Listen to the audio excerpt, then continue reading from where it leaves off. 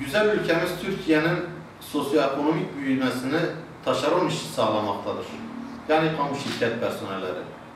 Ama Şırnak'ta, Zonguldak'ta, Muğla'da, Karaman'da, Soma'da ve son olarak Ermenek'te can veren yine taşeron işçidir.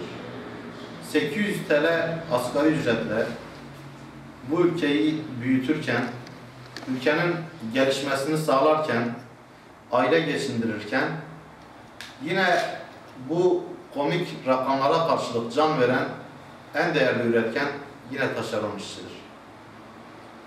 Taşeron işçiler olarak bu durumdan çok rahatsızız. Bugün Ermenek'te halen 8 tane canımız yer altındadır. Soma'da vermiş olduğumuz 301 vazife şehidinin kefenlerindeki su kurumadan, Soma'da döktüğümüz gözyaşlarının acısı daha dinmeden, halen yüreğimiz kömür gibi yanarken, burada Ermenek'te 8 vazife şehidinin naaşının yer altında olması ülkemizin büyük bir ayıbıdır. Bu kardeşlerimizin aileleri haftalardır canlısını zaten göremeyeceklerini bildikleri gibi cenazesini görmenin özlemiyle yanıp kavrulmaktadır. Ülkemizin birçok alanında gerekli çalışmaları yaparak 73 milyon insana hayatı kolaylaştıran taşeron işçilerin hayatları zorlaştırılmamalıdır. Karayollarında çalışan on binlerce kardeşimizin çoğu mahkeme kararlarıyla kadro haklarını kazanmış oldukları halde hakları kendilerine verilmemiştir. Ve bugün itibariyle Ankara'da eylem yapmaktadırlar. Hukukun vermiş olduğu bir kararı uygulamamak bir ülkenin ayıbı olur. İş sağlığı ve güvenliğini uygulamamak, işçiye ve emekçiye değer vermemek bir ülkenin ayıbıdır. Ülkenin geleceğini karanlıktan kurtaran işçi ve emekçidir. İşçinin ve emekçinin değerlerine sahip çıkmayan, işçinin ve emekçinin haklarını vermeyen bir ülkede gelecek karartılır.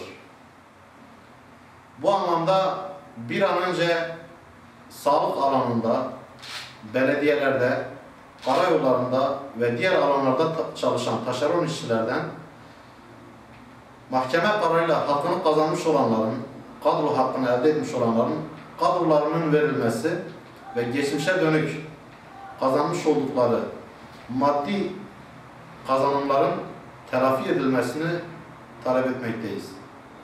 Toplumun da taşeron işçiler hususunda duyarlı olmasını beklemekteyiz.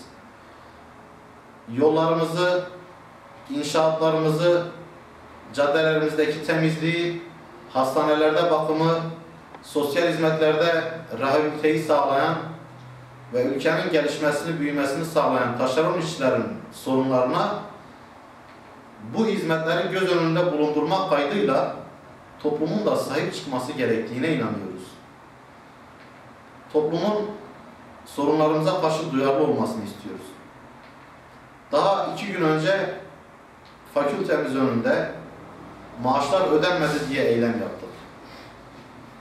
Artık iş güvenliği yasalarının uygulanması, taşeron işçiye verilen yasal hakların uygulanması noktasında yetkililerin de bilinçlenmesi gerektiğini ve bu kardeşlerimizin asgari ücretle hem aile geçindirip şanıyla, şerefiyle çalışıp hem ülkenin büyümesine, gelişmesine katkıda bulunan bu değerli kitlenin sorunlarının giderilmesini arz ediyoruz.